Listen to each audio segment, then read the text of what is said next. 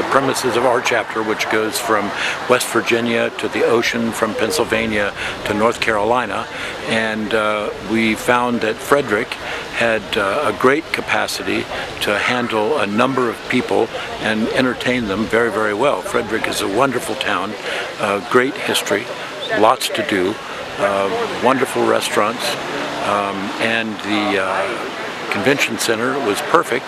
And then we have access to the Summit Point Racetrack, to the Harry Grove Stadium, and Stone Manor. It just couldn't be better.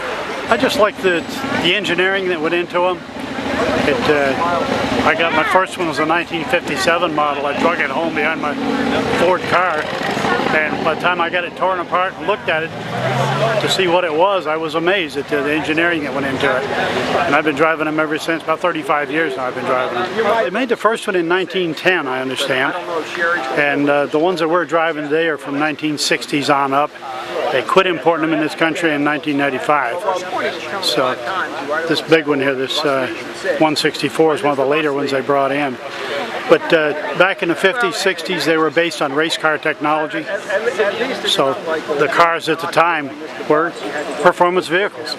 You don't see these cars very often, and they're from an era, sort of pre-computer era, where people built cars with their hands and committees did not design them, and they wound up with cars that down all through their 100 years of manufacture gave a hugely wonderful dialogue of driving, and they still do. We just love them. We take care of them, we preserve them, we restore them, we always look for more. In fact, a lot of people say Alfa stands for always looking for another.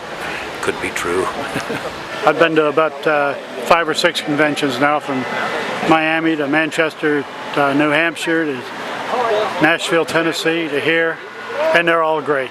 It's Frederick's a great town. They seem to have welcomed us with open arms and having a good time.